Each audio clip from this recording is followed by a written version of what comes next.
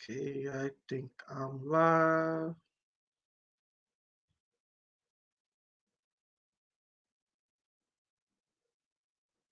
Okay, here we go.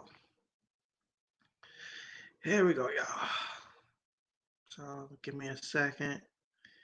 Get everybody right.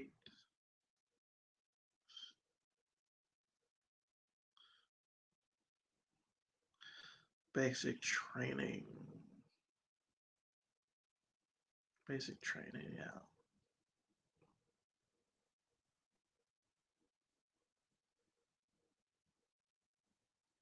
So what's good, y'all? From my last video, I talked about basic training and when you get on the bus and when you actually get to reception and everything like that. Now I'm talking about what happens when you actually dare. This which is called red phase.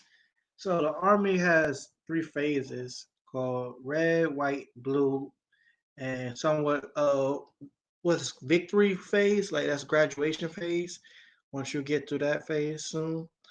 So this is like a 3.5 part series, that oh dang, I did that twice. Oh well. Okay, I'm just trying to get everything together. And I will be making a Discord in about a week or so. So if any of y'all want to join my Discord, I'll always put it in my description. So if y'all go to my description, I put up two videos in my description so y'all can look at about red phase, white phase, and blue phase. They really don't talk about victory phase that much, but that's part of blue phase at the end of blue phase once you get to the forge, and that's in the later videos. So remember my last video I talked about the shark attack. After you do the shark attack, they running off the bus and everything like that. Um, you get to your platoon lines, whatever platoon lines you assigned to at reception. That's where you go because they give you a patch, like depending on your colors of your platoons or something. You get like red, yellow, white, or blue. I was part of first platoon.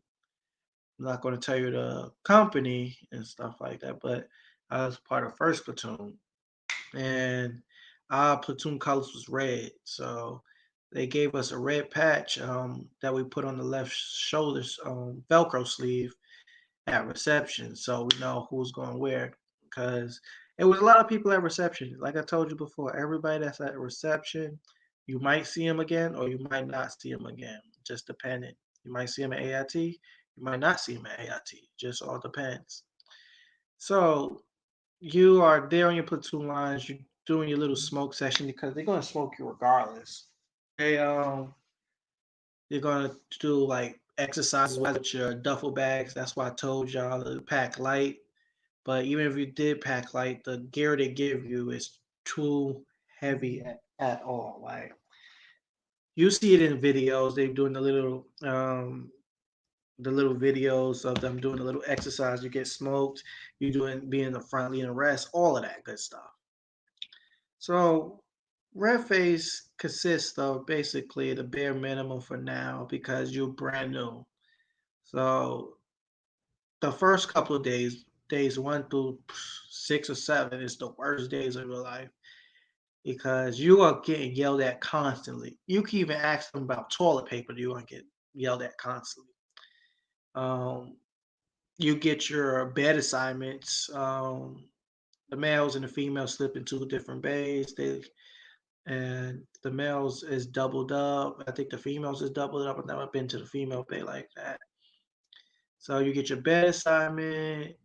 You get to talk to your guardian, parents, wife, brother, sister, mother, cat, dog, fish. Um, that first 30 seconds to make sure you actually got to basic training because, like I explained before, you didn't get to basic training. You went to reception. So you there, you got to basic training now, and they get you your bed assignment. You find out who your bunkmate is. Who your battle buddy is, and all that good stuff. And the drill sergeant will show you how to make the bed, and it is necessary if you want to have a good week or a good day to have your bed made every day. Don't matter if you never made your bed before, don't matter if you did make your bed before, they will teach you the Army standards. So they'll give you a demonstration. They'll give you a demonstration about your the bed. They give you like a good 2 or 3 times. They'll ask anybody volunteer to make the bed. And if you do not volunteer to make your bed, it's gonna be hard on you. I mean, it's a lot of things. It's gonna get hard on you once you get to basic training.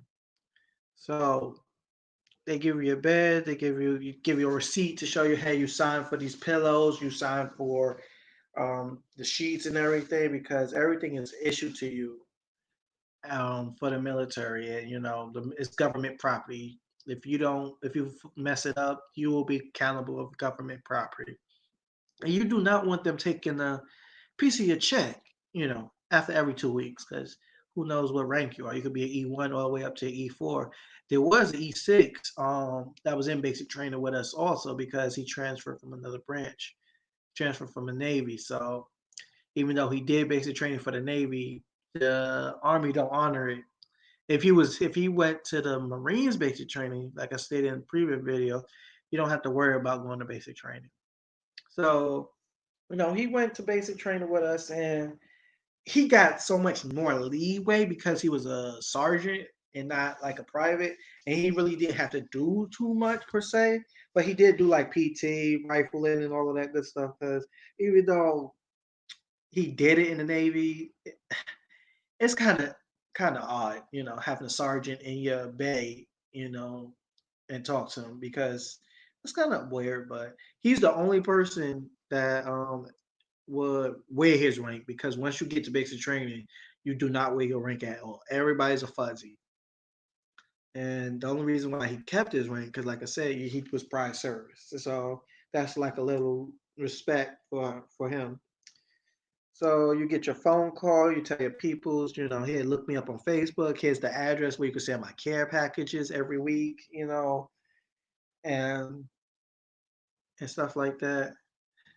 Um, and then you'll go to do some brief classes about sharp, EOs, just basically classroom stuff because the first 3 weeks, the rule you getting accustomed to the military life because you don't know what the military life is. You might see it on Facebook, you might see it on YouTube, but when you there, you will get the experience um, in person. So you go to do your little briefs in. You gotta issue your uniforms for like your IOTVs, your bulletproof vests and stuff like that.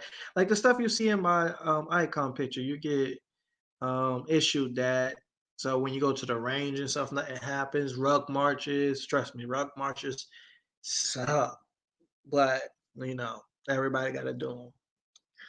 So you get issued that gear. You go about doing getting your M4, M16, depending on if you went to infantry training for basic training, or if you just what they call soft scale AITs type things. But everybody get issued a rifle. They'll show you how to clean your rifle, put it together, disassemble it, and stuff, and learn about the chain of commands. One thing I'll teach y'all guys from listening to my videos is you must before you get to basic training or AIT or not any of the because you've got something called a red face test. Must know your general orders. You must know your army song, your army creed, um, everything that you will probably do at RSP at your RSP unit. You got to do in the army because that red face test is no joke. Some people didn't take the red face test. Some will take the everybody got to take a red face test because it's mandatory. So the soldiers creed, the soldiers song, and the general orders, your chain of command. You gotta learn your chain of command. From private all the way to president. Even though, even though the president is not in the ranks like generals and stuff, but he is the commander in chief. You must know who that is. Some people didn't know who the hell the president was at basic training. That was crazy. And when you do go to child, they ask you constantly, study material. What's your third general order? What's your second general order? What's your first general order? Who's your second lieutenant? Who's the captain? All that crazy good stuff. Um, but it's all of this is an experience to teach you stuff. Memorizing, being according to detail, and not only that during ref phase, they take it upon themselves to so you can learn the drills and everything like that for PT because there's a set schedule when you get through basic training.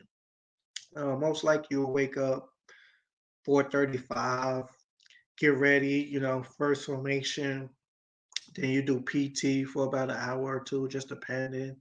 Then you go upstairs to change, wash up real quick, lunch, and then you have any activities for the day, for you to do. Like class, if you got class that day, you might have to see the chaplain that day. Just know something to pass the time, but it's stuff that you got to do daily. And then after that, after lunch, you'll probably have what's that? What they do? We have more classwork, more training, basically, and then you'll have drill sergeant time for a little bit, and dinner chow, and then clean up, and then it's lights out. Just that's the typical schedule. It don't change. You'll probably get a schedule if you get assigned a PG. The PG will have the schedule for helping to make sure everybody's on the same page. If you gotta go to sick call the night before, the PG gotta know because if the PG don't know, you're gonna make the PG look bad, and if the PG look bad, everybody looks bad. Um, the drill sergeant put out uniforms the night before, so you don't have to be skeptical. You'll probably write on the right board. You'll probably have a bay boss. Um, the drill sergeant will appoint a bay boss, and the bay boss will get fired. And whoever the last bay boss was, say, "Hey, do who you recommend?" That's the next bay boss. Make sure that everything is clean. And I know the best days, to relax is on Sundays because you really don't do nothing on Sundays. Sundays, everybody go to the religious services, and then it's a light day. Well, after the religious services is done, you go to what brunch, and then it's dinner, and then you just clean, fuck around, but don't get caught fucking around. And it just depends on your drill sergeant. If your drill sergeants are lax, like my drill sergeants was lax a little bit, but we knew who drill sergeants would play with and who not to play with. You know, some drill sergeant be like, all right, go about, you like, go clean that and leave me alone. You don't fuck with me, I won't fuck with you. Basically, that's how they are because Sunday's the lax day and stuff. And they everybody just do that for a little bit. So that's like 1 week, 1 to 3. You go on your first ruck march. I think it's called the hammer. It's a light little ruck march. It's something to do when you're not in the bays. Doing PT and stuff like that. Learning your soldiers. I mean, you gotta have study material on you. Whenever you've done anything, make sure you have study material. Even if you're just not looking at the study material, please just have it so they won't fuck with you. Yeah. So you get your study material, you do that.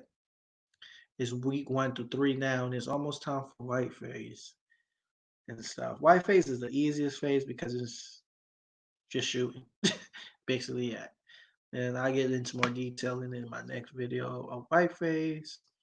So about to wrap this up. Red phase is pretty introductory, because you just come in, you're doing a lot of PT, you're doing knowing all your thing, study material, just being involved a little bit more.